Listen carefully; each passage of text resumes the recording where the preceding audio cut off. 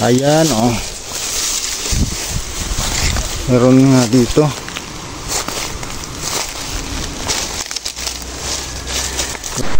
So, what's up guys? Welcome back sa ating YouTube channel.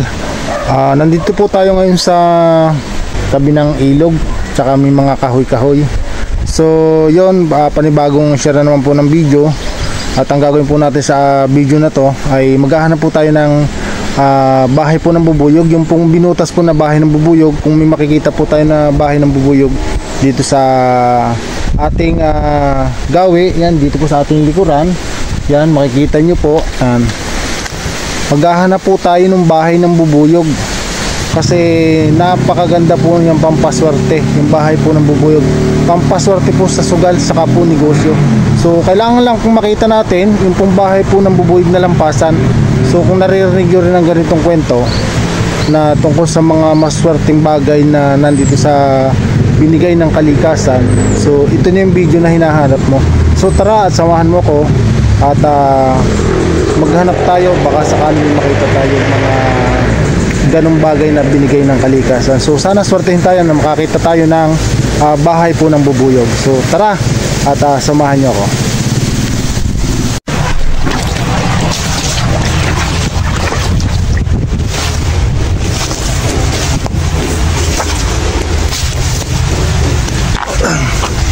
So yun, may mga puno po, dahil pong puno dyan, oh. Pwede nating paghanapan po ng mga, kasi mahilig kong magbahay yung bubuyog dyan po sa mga pinutol po, mga sanga po ng tuyong kahoy.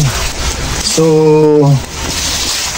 hindi po ganun kadali ang maghanap ng mga bagay na binigay nga ng kalikasan. So sadyang kung para sa atin may makukuha tayo, kung hindi naman ay wala po tayong magagawa. So yun, at gahanap po tayo ng bahay ng bubuyog.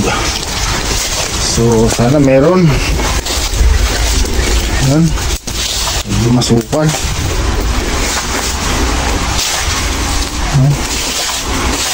Oops, kaso hindi yan. Ano ba to? Hindi, sadyang may butas. Wala yan. Kung titingnan nyo po yan, oh, pasin nyo po sa ating pong video,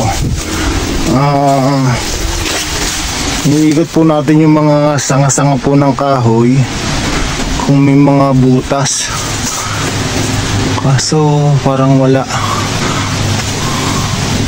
Merong isa, kaso parang hindi naman binutas ng bubuyog yun.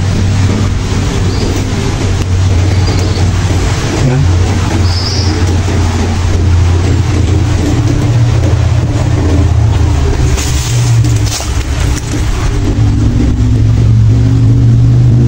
So, ano pa po tayo sa iba?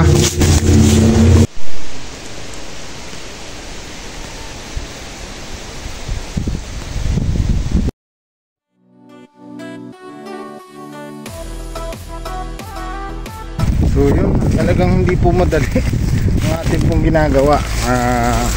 Ang paghahanap po ng ganitong bagay ay hindi po ganong kadali.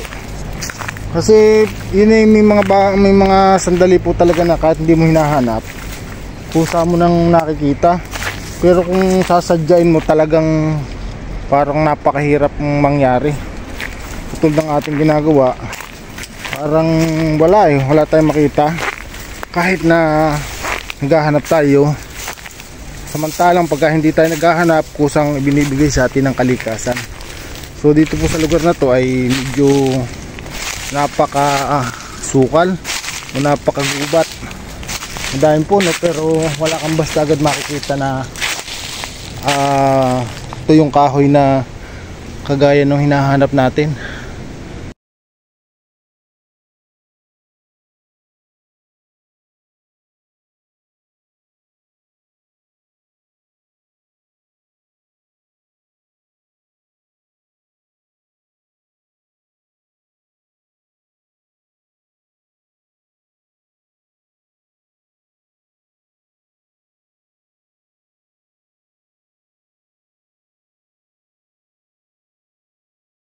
po nalampasan kasi yun po ang napakaswerte, swerte po sa negosyo.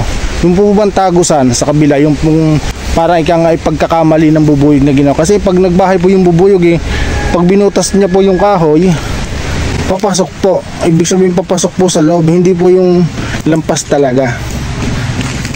So ano natin ito, baka meron. Ayan, oh. Meron nga dito.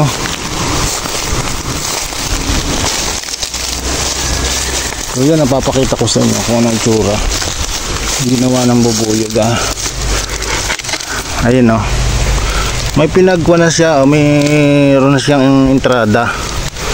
May sisimula na siyang butasin. Yan. Kaya lang hindi natuloy. So siguro na istorbo nung ginagawa, naputol tong kahoy. So wala wala na. Kala ko meron. Yun na to, pwedeng panggatong. So dalahin na lang natin panggatong.